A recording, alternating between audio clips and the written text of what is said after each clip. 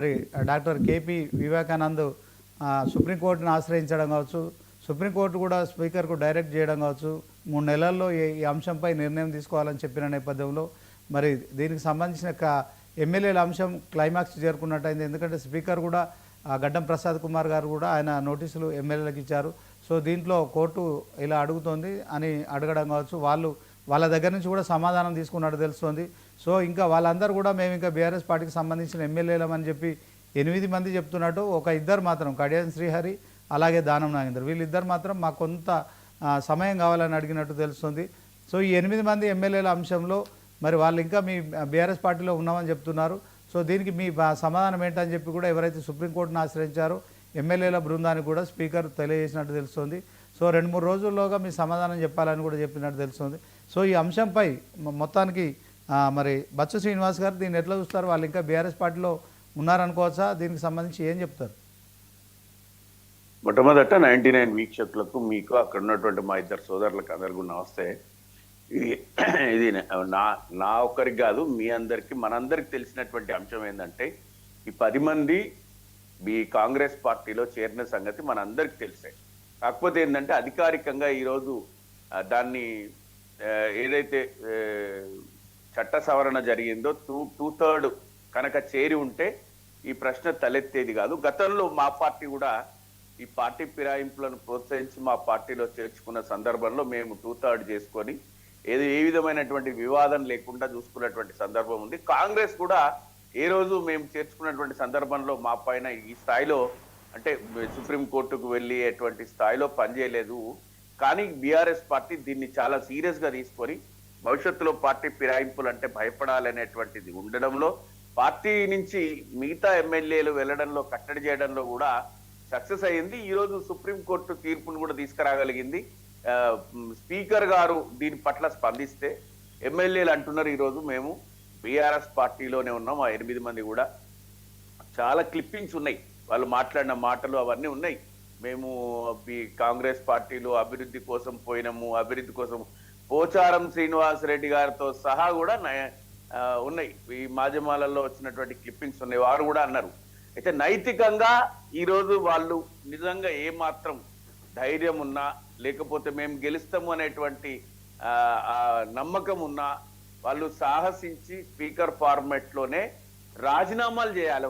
వాళ్ళు నిజంగా ఏమాత్రం అన్న నైతికత, నిబద్ధత ఏమైనా ఉంటే వాళ్ళు ఈ స్థాయిలో సుప్రీంకోర్టు తీర్పు వచ్చినప్పుడు ప్రజాక్షేత్రంలో తేల్చుకుంటామని చెప్పి బీఆర్ఎస్ పార్టీకి రాజీనామా చేసి వెళ్ళవలసి ఉండే. కానీ మనందరం ఊహించిందే ఇది. ఏమంటే వాళ్ళు మేము బీఆర్ఎస్ లోనే ఉన్నామని స్పీకర్ కు సంజాయిషి ఇచ్చుకొని వాళ్ళ యొక్క పదవిని కంటిన్యూ చేసుకుంటారని అందరూ అనుకున్నదే. ఇప్పుడు అదే జరిగేటువంటి అవకాశం కూడా ఉంది.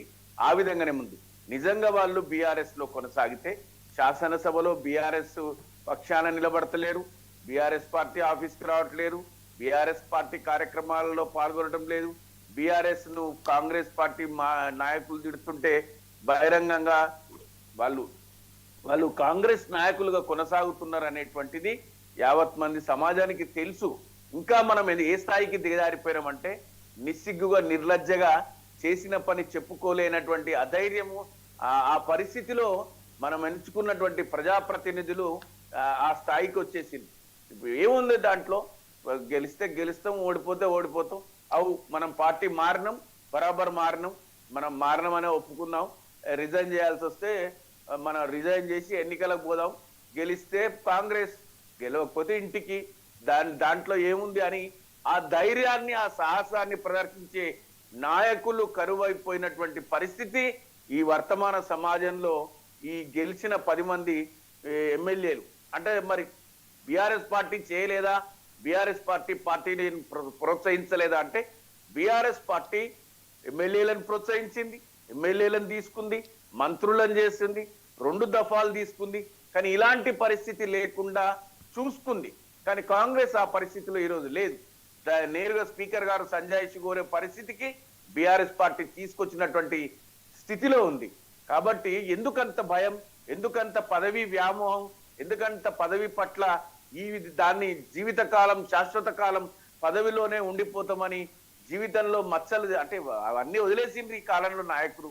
ఏ ఏమైతుంది, మనం మాట్లాడుకుంటున్న మచ్చలు ఉంటాయి, చెడుగా అనుకుంటారు, ఇవన్నీ అనుకుంటారు, కానీ అవి ఏమీ లేవు. ఏం అట్లా నడుస్తుంది. కాబట్టి వాళ్ళు స్పీకర్ కు ఆల్రెడీ మాకు తెలుస్తుంది, మేము ఇంకా బీఆర్ఎస్ పార్టీలో కొనసాగుతున్నాం. అవి కప్పుకున్న కండువాలు కాంగ్రెస్ పార్టీవి కాదు. జాతీయ జెండాలో 3 రంగుల జెండాలో 3 రంగులు ఉంటాయి ఆ కండువాలో. కాబట్టి మేము అసలు అది కాంగ్రెస్ కండువానే కాదు. అంటే ఆ స్థాయికి దిగజారిపోవాల్సినంత అవసరం ఏమొచ్చింది అనేటువంటిది ఒక పెద్ద ప్రశ్న. ఇది నైతిక విలువల గురించి మాట్లాడితే సాహసం లేదు, ధైర్యం లేదు, చేసింది చెప్పుకోలేని దుస్థితిలో ఈరోజు ఈ 10 మంది ఎమ్మెల్యేలు ఆ విధమైనటువంటి నపుంసకత్వాన్ని ప్రదర్శించాల్సినటువంటి పరిస్థితి వచ్చింది.